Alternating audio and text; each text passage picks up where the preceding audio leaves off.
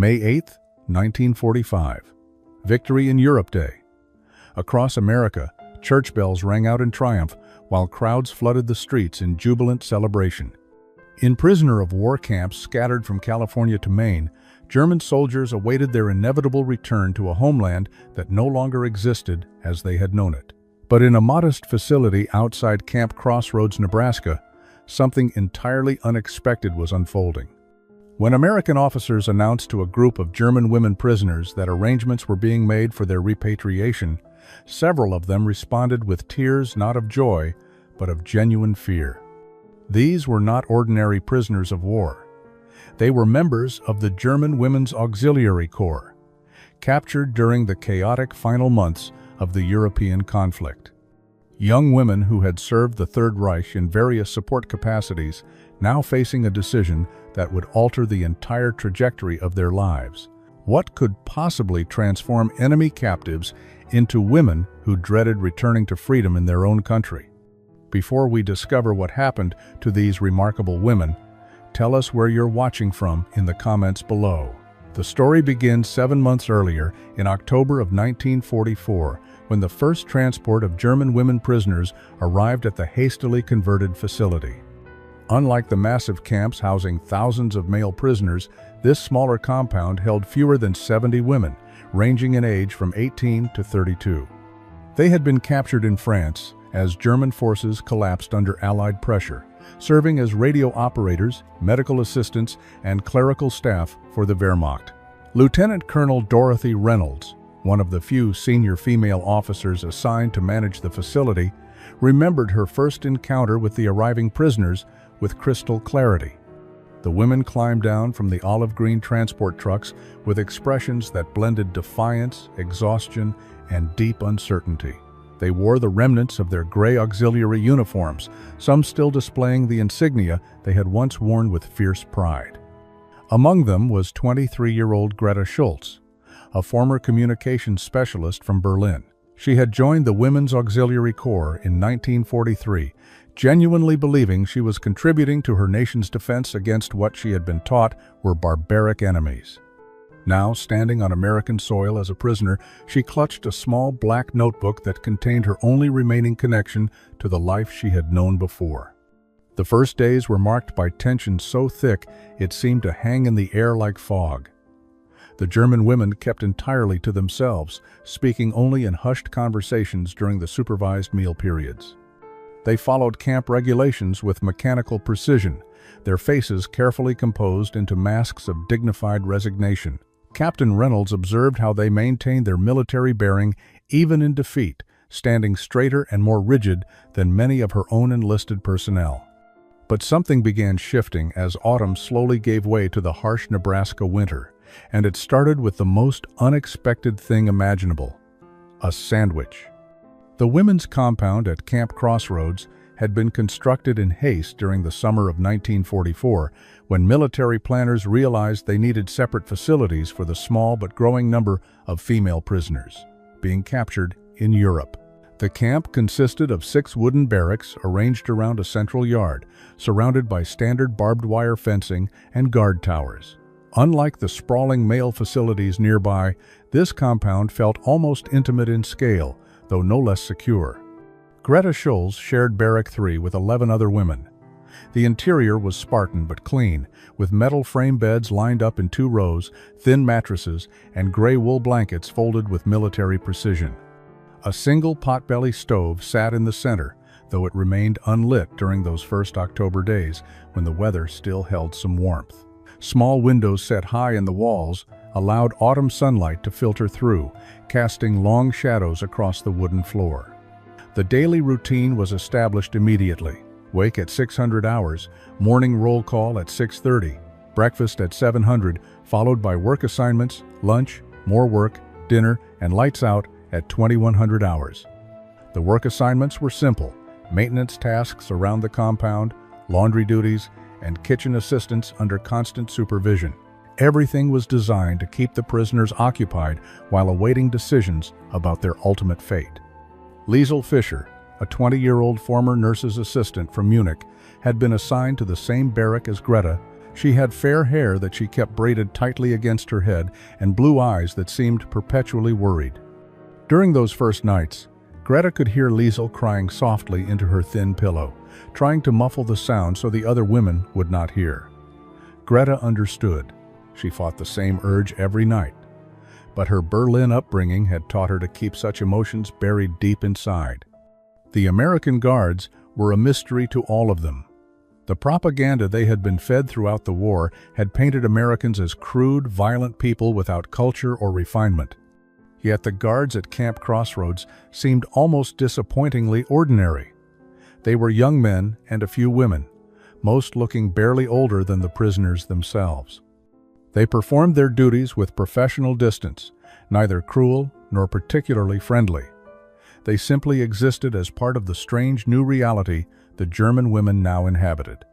Marguerite Klein, whom everyone called Margot, was the oldest among them at 28. She had served as an administrative clerk in Hamburg and carried herself with an air of authority that the other women naturally deferred to. During those early days, Margot became their unofficial leader, the one who asked questions of the guards in her careful textbook English, the one who mediated disputes among the prisoners, the one who maintained the discipline and dignity she believed they owed to their uniforms and their homeland. She had no way of knowing that within months, everything she believed about duty, homeland, and dignity would be completely transformed by something as simple as an American lunch. The mess hall was a long, narrow building with rows of wooden tables and benches bolted to the floor. On their first morning at Camp Crossroads, the German women filed in silently, forming a line as directed by the American Guards. They had been warned to expect unfamiliar food, but nothing could have prepared them for what they encountered. Sergeant William Parker, a stocky man in his mid-30s from rural Texas, supervised the kitchen operations. He had volunteered for this assignment despite having no particular sympathy for the enemy. To him, prisoners were prisoners, but they were also human beings who needed to be fed according to military regulations and the Geneva Convention standards. The breakfast consisted of oatmeal, toast with butter, scrambled powdered eggs, and coffee. To American soldiers, this was standard, unremarkable fare, the kind of basic meal served in military facilities across the country. But to the German women, who had been living on increasingly meager rations for months as their country's food supplies dwindled, the portions seemed almost absurdly generous.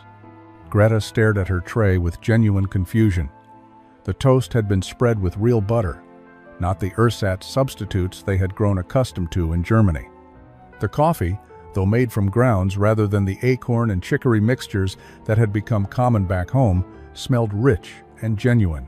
There was so much food on her tray that she wondered if this was some kind of mistake. Liesel sat beside her, equally bewildered.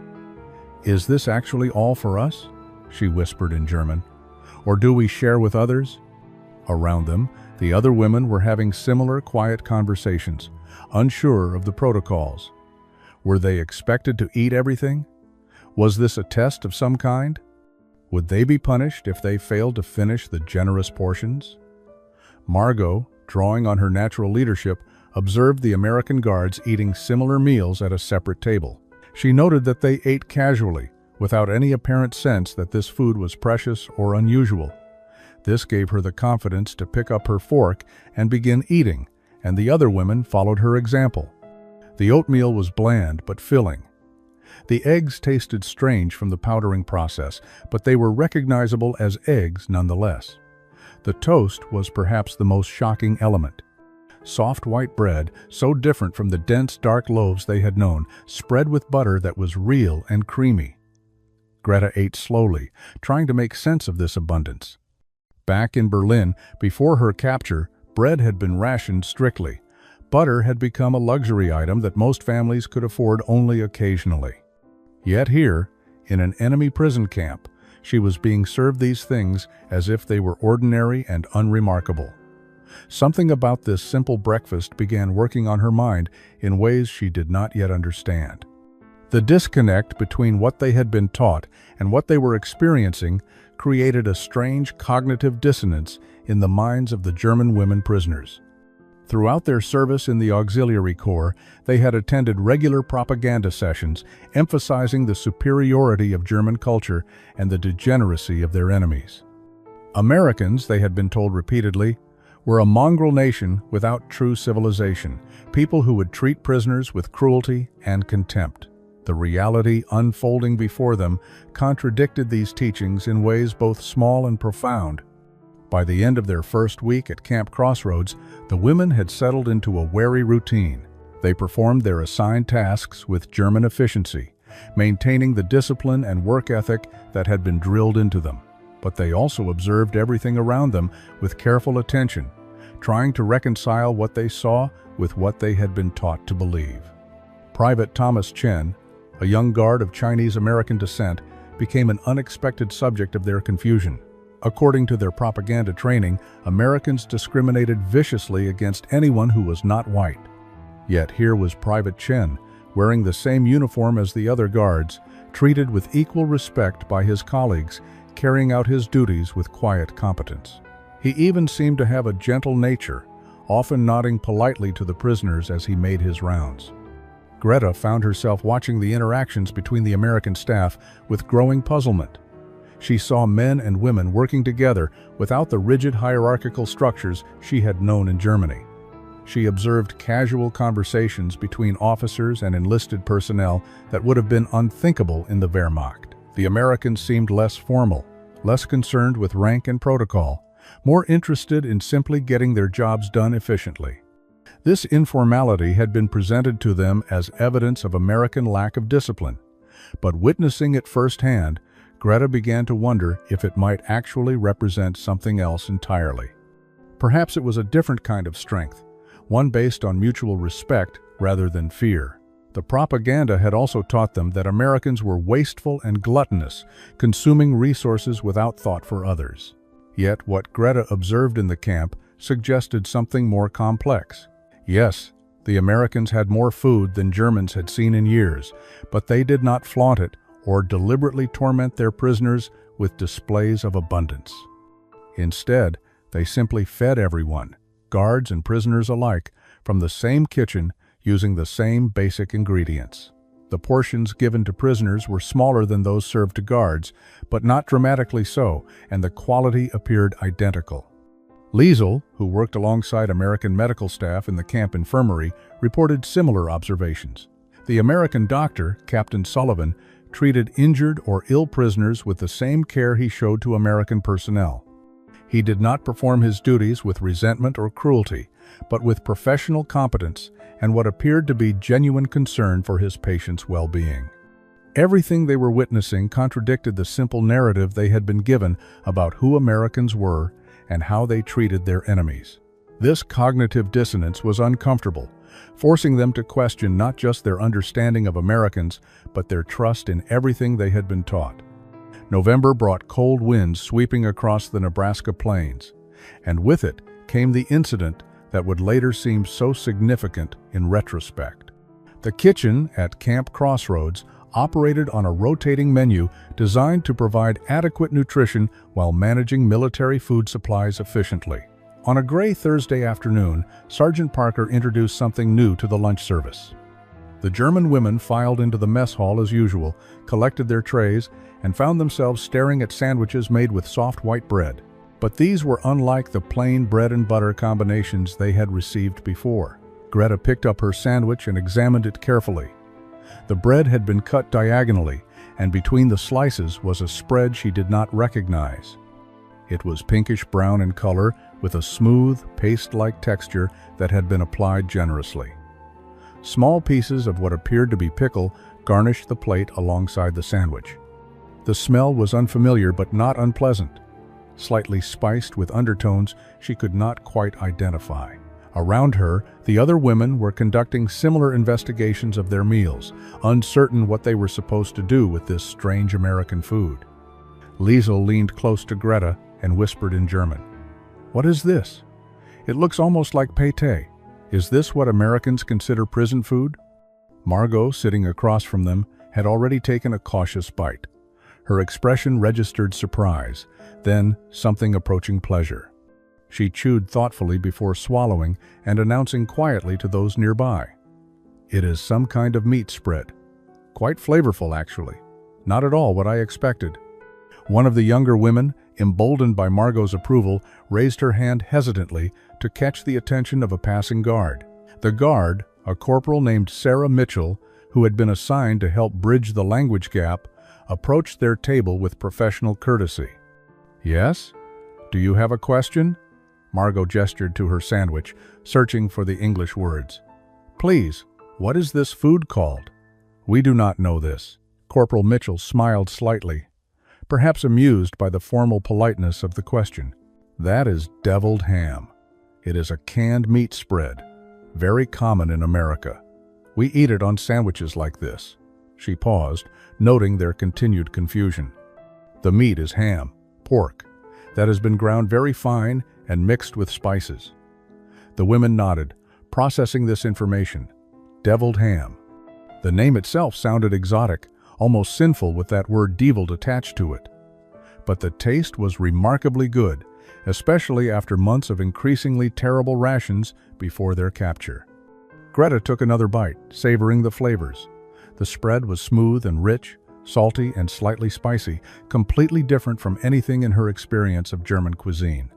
The soft American bread complemented it perfectly, and the pickle added a sharp contrast that made the whole combination work. This was prison food. This simple sandwich represented what Americans considered basic, unremarkable fare suitable for feeding enemy prisoners. What did that say about American abundance? What did it reveal about the vast gulf between what they had been told and what was actually true? The deviled ham sandwiches appeared again the following week, and this time the women accepted them without confusion, even with a small measure of anticipation. But it was not just the food that was beginning to change their perceptions. Small acts of unexpected kindness from their American captors were accumulating in ways that made it increasingly difficult to maintain their view of these people as cruel enemies. It started with Private Chen, whose quiet nature had made him less intimidating than some of the other guards. He noticed during his evening rounds that Barrack 3 seemed colder than the others, and without being asked, he arranged for additional coal to be delivered to their stove. When Margot thanked him formally in her careful English, he simply nodded and said it was no trouble, that everyone should be warm enough to sleep properly. Such a small gesture, yet it carried weight, because it was unnecessary, given freely without expectation of gratitude or recognition. Greta witnessed another moment that stayed with her. Liesel had been feeling unwell, fighting off what appeared to be the beginning of a respiratory infection common in the cold Nebraska autumn.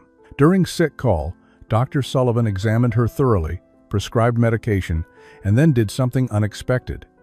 He told Corporal Mitchell to ensure that Liesel received extra portions at meals until she recovered fully, explaining that fighting infection required additional nutrition and that he wanted her strength maintained.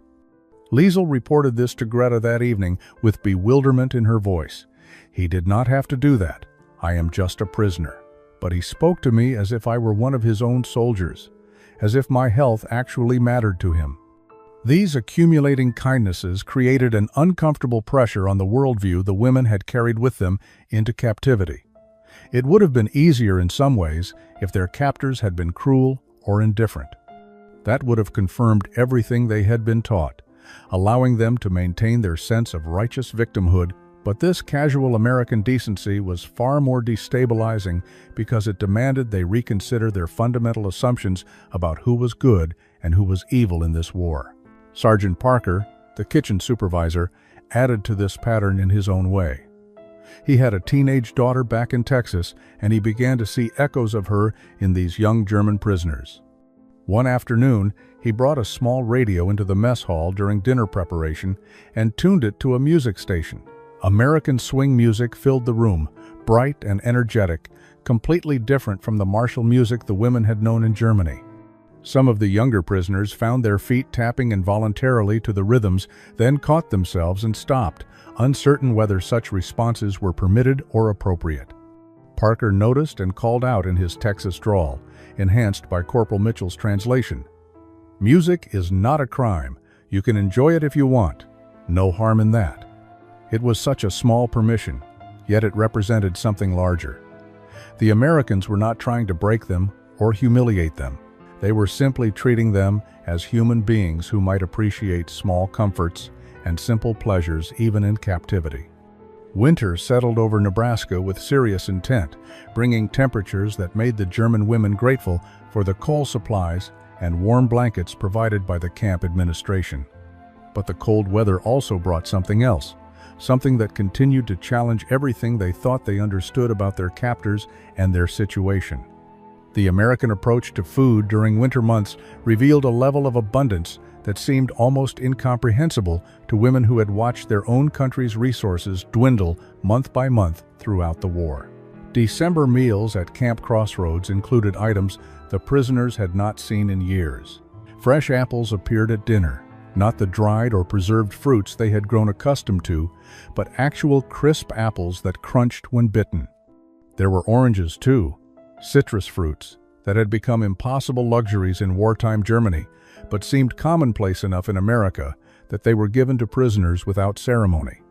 Greta held an orange in her hand one evening, feeling its weight and texture, smelling the sharp citrus scent that emerged when she began to peel it. This single piece of fruit represented more abundance than her family back in Berlin had seen in months. The bread continued to astonish them. White, soft, and plentiful, it appeared at every meal without fail. In Germany, bread had become increasingly dark and dense as wheat supplies declined, often mixed with sawdust or other fillers to stretch limited grain supplies. Here, the bread was pure and abundant, spread with real butter or occasionally with jam that tasted of actual fruit rather than artificial sweeteners.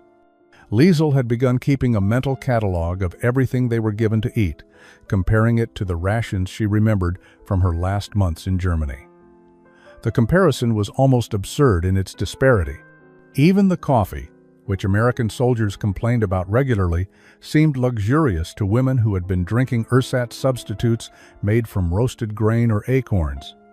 It was real coffee, genuine beans that had been ground and brewed, served hot every morning without fail.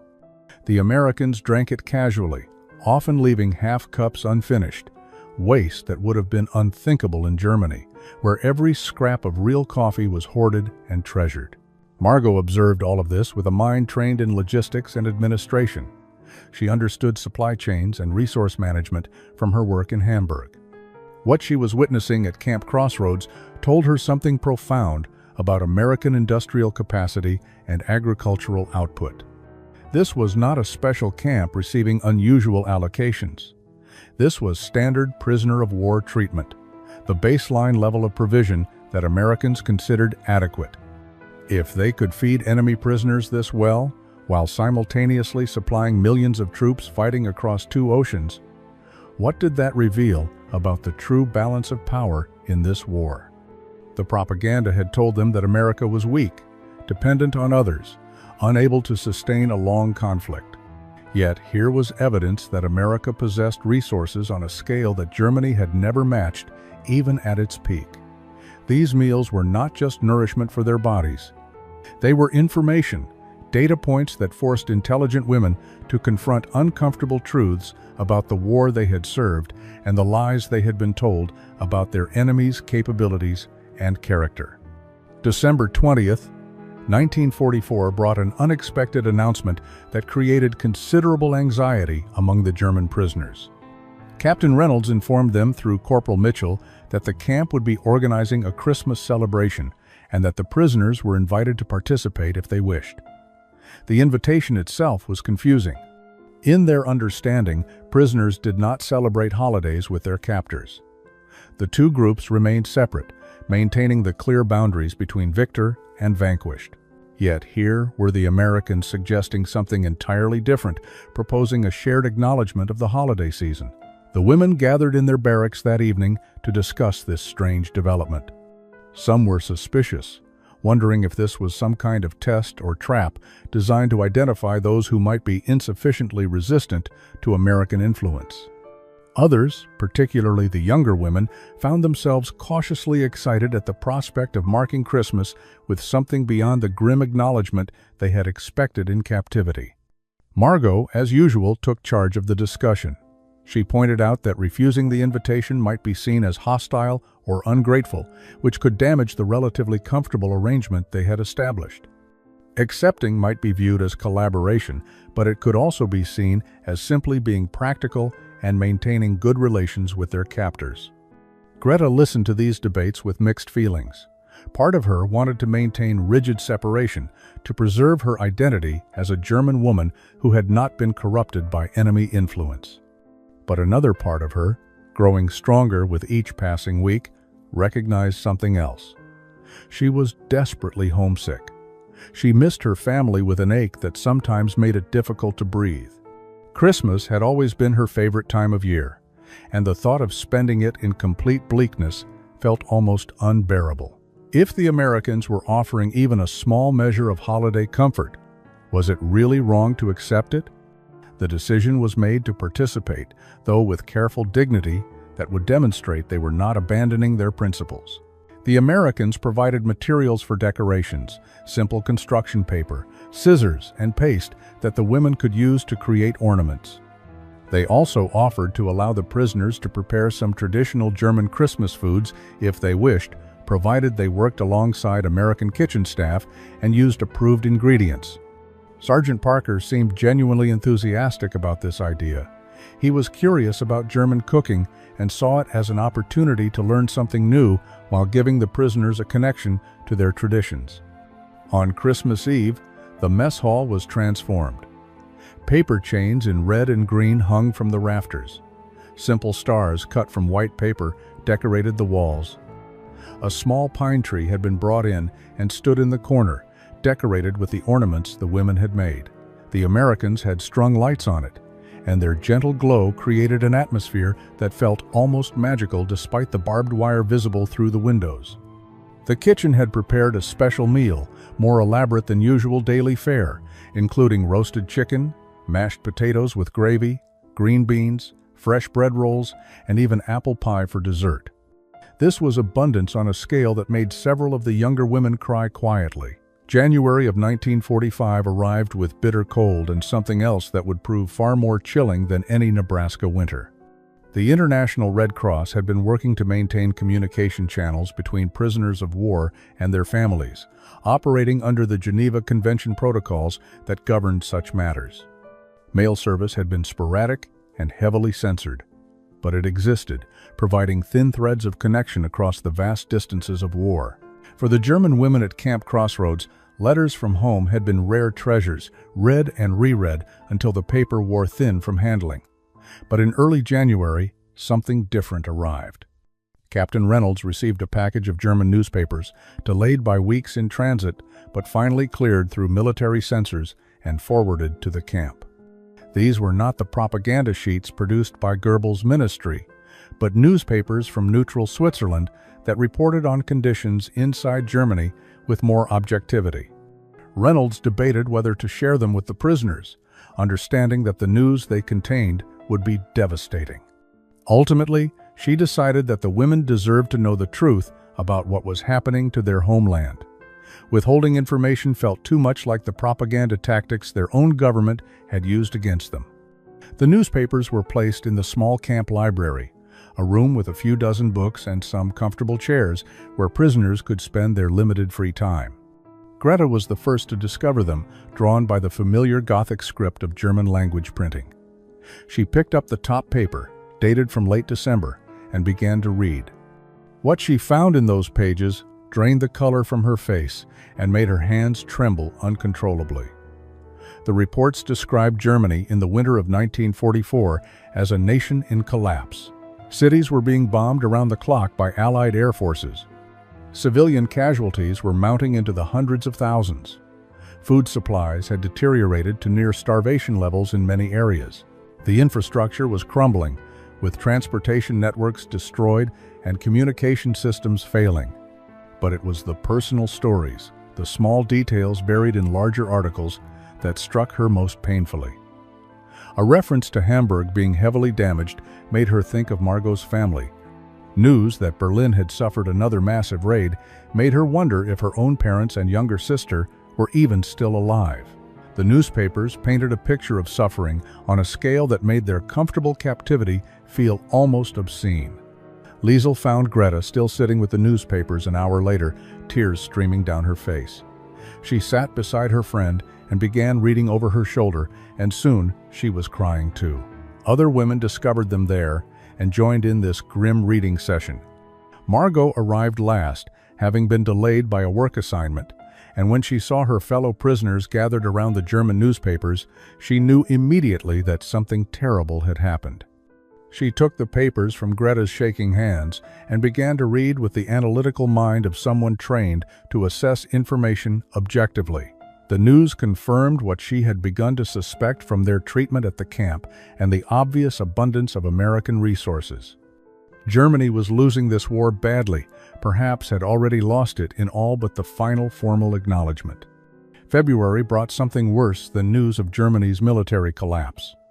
It brought information that would shatter the very foundation of everything the women had believed about the cause they had served.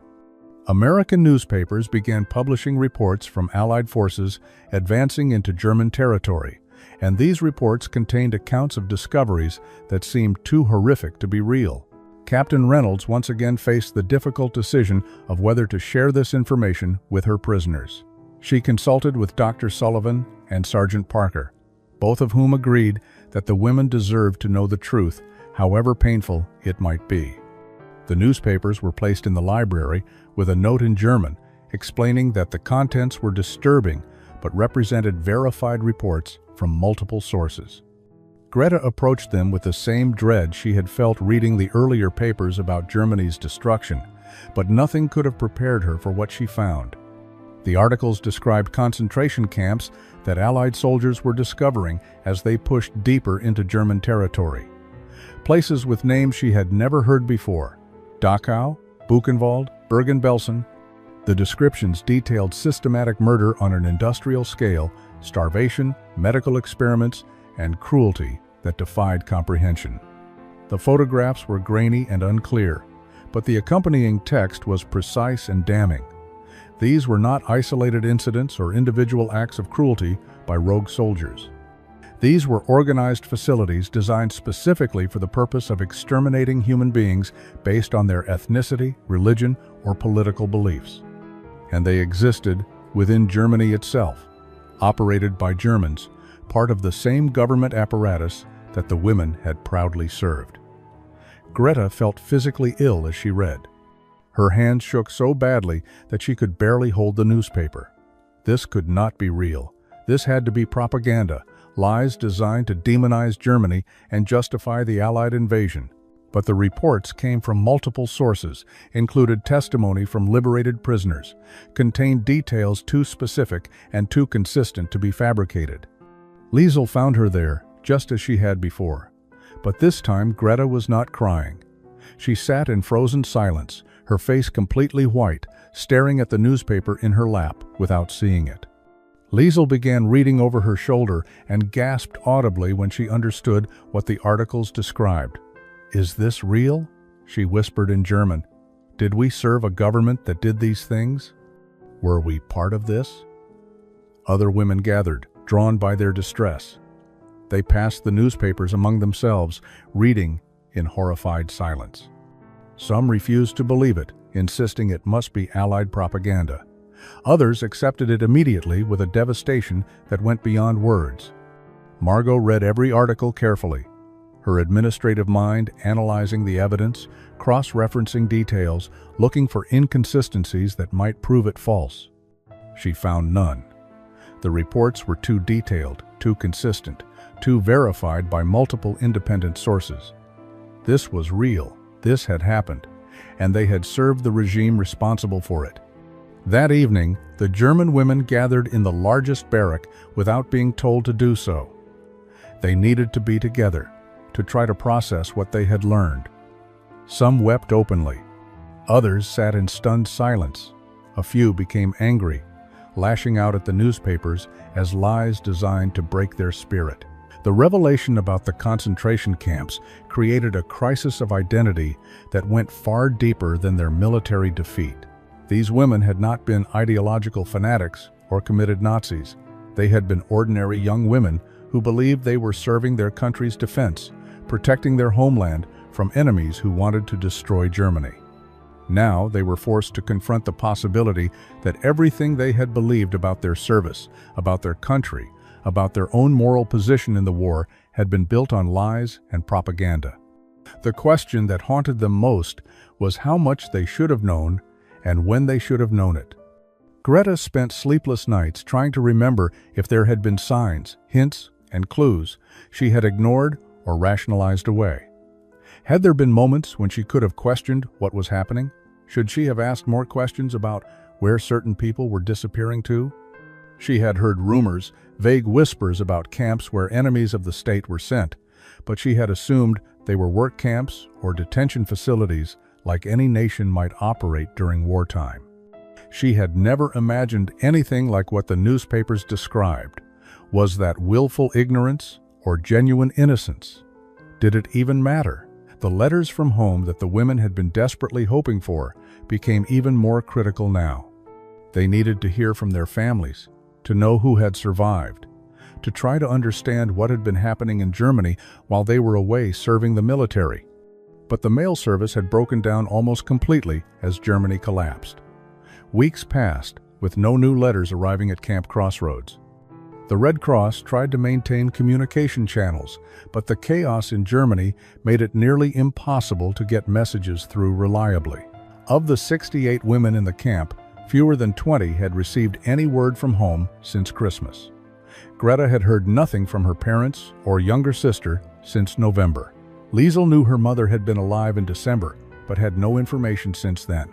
Margot had learned that her apartment building in Hamburg had been destroyed in a bombing raid, but she had no way of knowing if her elderly father had survived or where he might have gone if he had. This uncertainty was torture worse than any physical hardship they endured. The women began to realize they might be returning to nothing. Even if their families had survived, what kind of life awaited them in a devastated Germany? What opportunities would exist for young women who had served in the military of a defeated regime? How would they be treated by their own people, who might see them as failures for having been captured? And most troubling of all, how could they live with the knowledge of what their country had done? Captain Reynolds observed the psychological deterioration of her prisoners with growing concern. She increased Dr. Sullivan's counseling sessions and encouraged the guards to be especially patient and kind. The Americans understood that these women were grappling with something profound, a complete collapse of their worldview and identity. It would have been easy for the guards to gloat or to treat the prisoners with contempt now that the full scope of German atrocities was becoming known. But most of the American staff responded instead with something closer to pity. These were young women who had been lied to and used by their government. April 21, 1945. Captain Reynolds received official orders from the War Department regarding the disposition of German prisoners of war following Germany's inevitable surrender. The orders were clear and detailed, outlining procedures for repatriation that would begin as soon as hostilities formally ended. All prisoners would be processed, documented, and transported back to Europe for release in occupied Germany. The timeline suggested that most prisoners could expect to begin their journey home within 6 to 8 weeks of Germany's surrender. Reynolds knew she needed to inform her prisoners of these plans, but she dreaded the conversation. She called a general assembly for that evening, asking all 68 women to gather in the mess hall. The prisoners filed in with the nervous energy of people who knew something important was about to happen, but had no idea what it might be. They had learned to read the subtle signs in their captor's demeanor, and they could tell that Captain Reynolds seemed more serious than usual, her expression carefully controlled in a way that suggested difficult news. Reynolds stood before them with Corporal Mitchell, ready to translate any complex phrases into German. She held the official documents, but had memorized the key points. "Ladies, I have received official notification from the War Department regarding your status as prisoners of war. As you know, the war in Europe is nearing its conclusion. When Germany formally surrenders, procedures will begin for the repatriation of all prisoners of war to their home countries." She paused, allowing Corporal Mitchell to translate this opening statement. The German women sat very still, their faces reflecting complex emotions that went far beyond simple relief at the prospect of going home. Reynolds continued, reading the relevant portions of the orders. You will be transported to processing centers in Europe, where you will receive medical examinations, be issued appropriate documentation, and then be released into occupied Germany to return to your homes or to locate your families. The words hung in the air with a weight that Reynolds had not fully anticipated. She had expected some level of relief or even joy at this announcement. Instead, she saw what looked like fear on many of the faces before her. Greta felt her stomach drop as the implications became clear. They were going back to a Germany that no longer existed as they had known it. Back to cities in ruins, families scattered or dead, and a country that would forever carry the stain of the atrocities that had been revealed. They were going back to face the consequences of a war they had lost and crimes they had not committed but had unknowingly served. Liesel reached over and gripped Greta's hand tightly. Her palm was cold and sweating despite the warmth of the crowded room. Around them, other women were having similar physical reactions. Some looked like they might faint. Others sat rigid with shock. A few began crying quietly, though whether from relief or despair was unclear. Margot raised her hand, ever the proper soldier even in this moment. "Captain Reynolds, may I ask a question?" "Of course." Margot. "When approximately will this repatriation begin?" Reynolds consulted her documents. "Assuming Germany surrenders within the next few weeks as expected, we anticipate beginning transport operations in late June or early July. You will have approximately 2 months to prepare." The 2 months between the repatriation announcement and the scheduled departure became a period of intense internal struggle for the German women. On the surface, they continued their daily routines with the same efficiency they had always shown.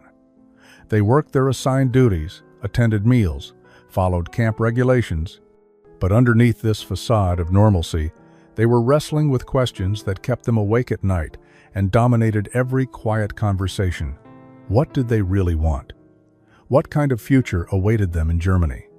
And most troubling of all, was it possible that they might actually prefer to remain here in what had been enemy captivity? Greta found herself comparing her life at Camp Crossroads to what she remembered from her last months in Berlin. In Berlin, she had been constantly hungry, worried about Allied bombing raids, surrounded by propaganda that demanded total commitment to a cause she had believed in but never fully understood. Here, despite being a prisoner, she had enough to eat. She felt safe. She had been treated with more dignity and respect than she had sometimes experienced from her own officers in the German military. She had learned things about herself, discovered capabilities and interests she had never known she possessed.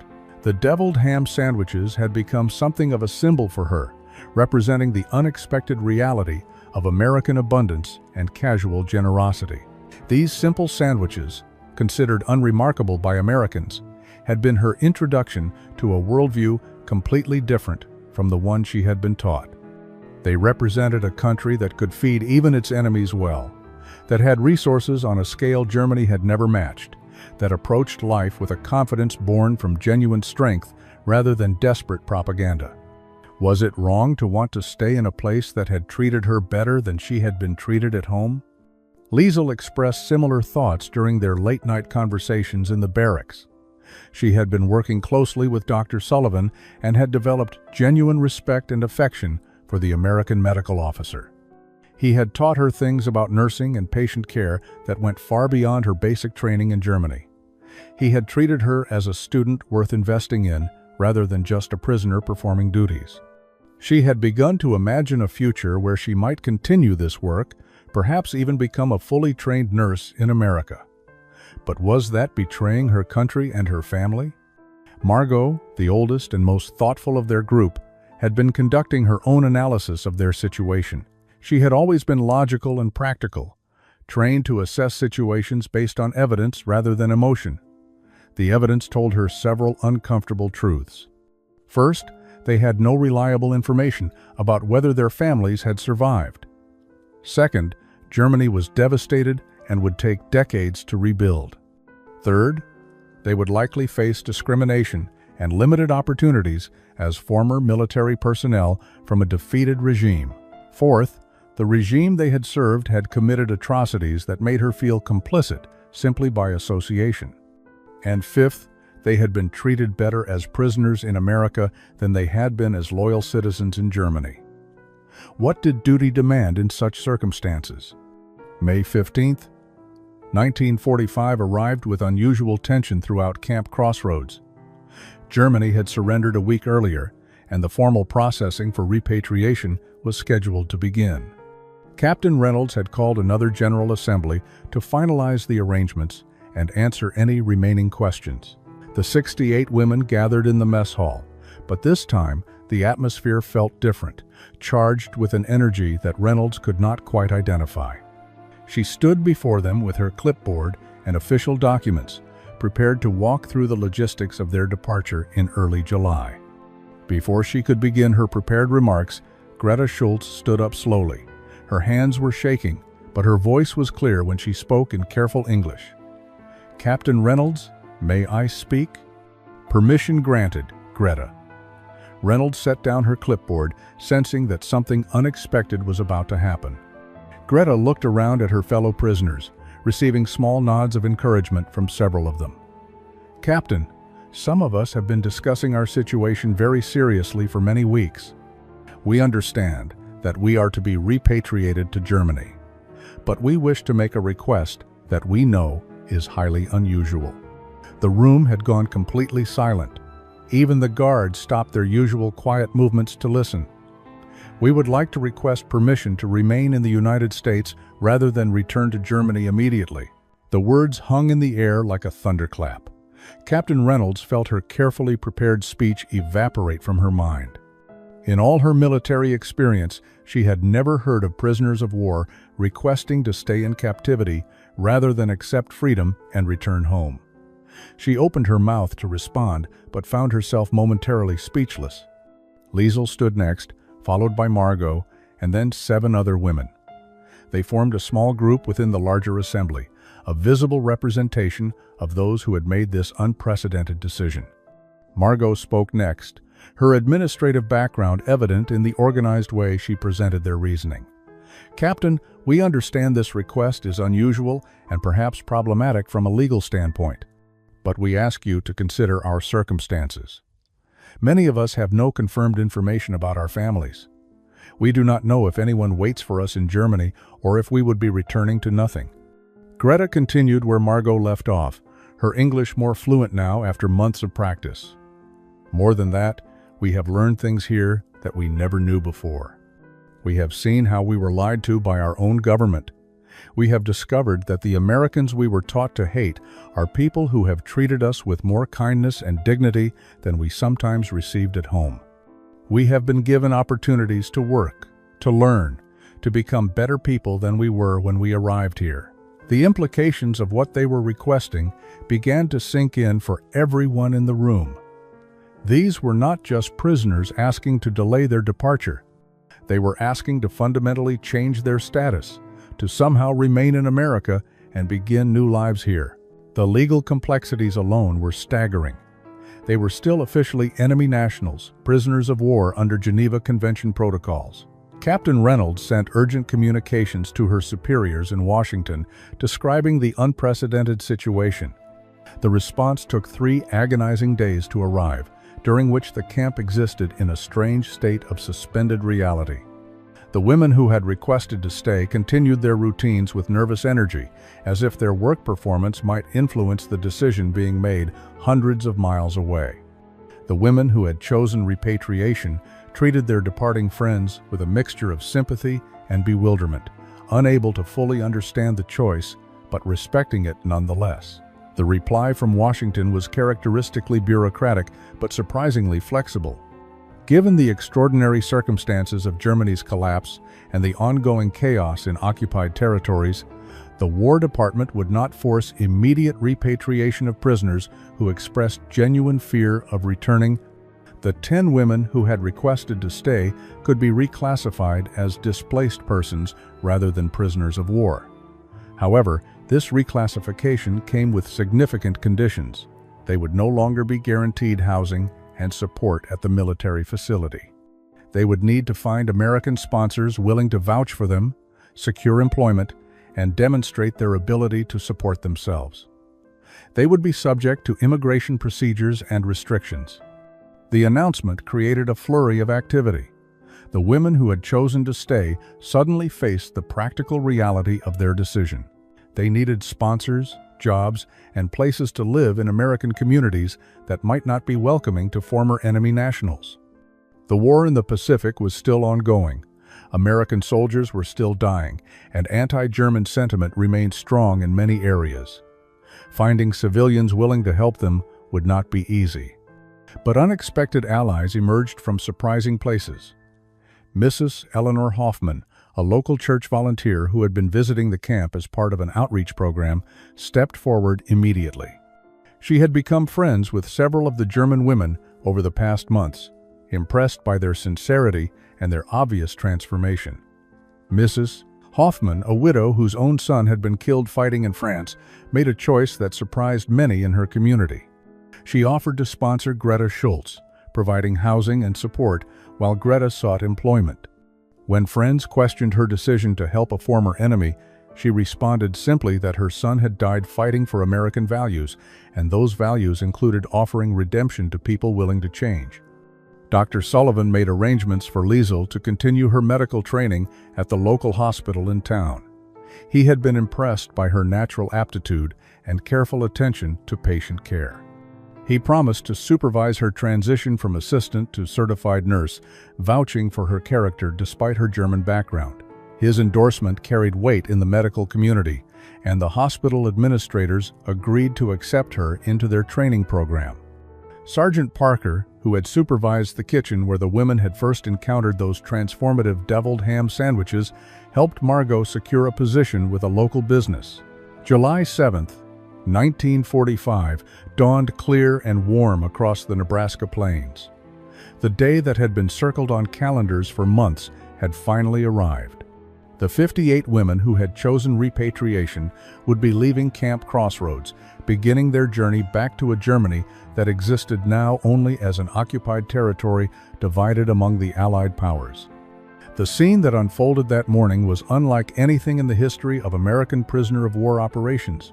Instead of the usual tense formality of defeated enemies being processed for return to their homeland, the atmosphere resembled a community farewell gathering touched with genuine emotion. The departing women had packed their few belongings in standard military duffel bags. They wore clean versions of their German auxiliary uniforms, the same gray outfits they had arrived in months earlier, but somehow they looked different now. The rigid military bearing had softened. Their faces showed less defiance and more uncertainty, but also a kind of quiet strength born from survival and transformation. They carried with them letters from American soldiers, photographs from their time at the camp, small gifts that had been given by guards and staff members who had become something approaching friends. Captain Reynolds stood before them to deliver remarks she had struggled to write. She had spent hours trying to find words adequate to the complexity of what had happened here over the past 9 months. "You came to us as enemies," she began, her voice steady but carrying genuine emotion. "You leave as something none of us expected when you first arrived. You leave as people we have come to respect. I hope you will carry with you the memory that Americans can show mercy without forgetting justice, and that transformation is possible even in the darkest times."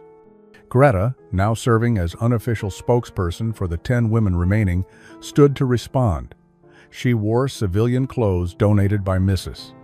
Hoffman, a simple blue dress that marked her transition from prisoner to displaced person seeking a new life.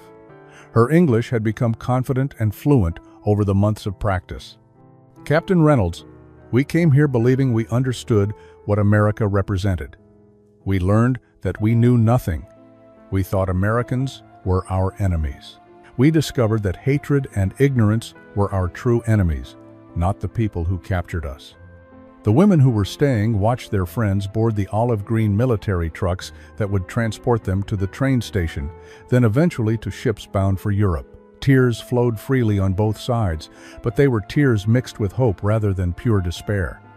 Both groups were embarking on journeys toward uncertain futures, but they were journeys chosen with full knowledge rather than simply endured as helpless victims of circumstance. Liesel embraced friends she had lived with for 9 months, women who had shared the transformation from enemy soldiers to something more complex and human. "Write to us," she whispered in German. "Let us know what you find when you reach home." The transition from prisoner to immigrant proved more challenging than any of the 10 women had anticipated. Even with sponsors and promised employment, they faced suspicion and hostility from segments of American society that could not forget they had been enemy nationals. Some businesses refused to hire them. Some neighbors complained about having Germans living in their communities. Local newspapers ran editorials debating whether it was appropriate to allow former enemy personnel to remain in America while the war in the Pacific continued and American soldiers were still dying. But the women persevered with determination born from having already survived worse than social disapproval. Greta found work as a translator for the State Department office that processed displaced persons arriving from war-torn Europe. Her fluency in both German and English made her invaluable in bridging communication gaps. Her unique perspective as someone who had been on both sides of the conflict helped her understand the complex emotions and difficult situations facing the thousands of refugees streaming out of devastated Germany. She lived with Mrs. Hoffman in a small room in the widow's house, paying modest rent from her salary and helping with household duties. The arrangement worked surprisingly well. 2 women from opposing sides of a terrible war, creating a small household based on mutual respect. Liesel completed her nursing certification within 18 months, passing her examinations with high marks that reflected both her natural aptitude and her intense dedication to proving herself worthy of the opportunity she had been given. She secured a position at the hospital where she had trained, working initially in general care before eventually specializing in pediatrics. She discovered she had a particular gift for working with sick children, her gentle manner and patient explanations helping to calm frightened young patients. Her story became locally known, and she was occasionally invited to speak at church groups about forgiveness and transformation. Margot's administrative skills found application in the business world. She worked first as a clerk, then as an office manager, and eventually as an accountant for a manufacturing company. Her German efficiency and attention to detail earned her promotions and respect from colleagues who initially had been skeptical about working with a former enemy national. She never married, channeling her energy instead into her career and into volunteer work, helping other displaced persons navigate the complex process of building new lives in America. The other 7 women who had chosen to stay found their own paths forward. 2 married American soldiers they had met during their imprisonment, creating families that embodied the reconciliation between former enemies. 3 pursued careers in teaching and social work, always carrying with them lessons learned about the power of kindness to overcome hatred. 2 went into business, opening a small restaurant that served both German and American food, creating a literal and symbolic space where different cultures could meet and appreciate each other. 25 years after that unprecedented day when German women prisoners requested to remain in American captivity, Greta Schultz Henderson stood in a university lecture hall in Lincoln, Nebraska. She had been invited to speak to a history class studying post-war reconciliation and the integration of former enemy nationals into American society. Now an American citizen with grown children, she carried with her a small black notebook, the same one she had clutched when she first arrived at Camp Crossroads as a frightened prisoner. The students listened with rapt attention as she described that first encounter with a deviled ham sandwich, how something so simple and unremarkable to Americans had represented a profound revelation to young women who had been taught that their enemies were barbaric and cruel. That sandwich was not just food, she explained. It was information. It told us that everything we had been taught was wrong.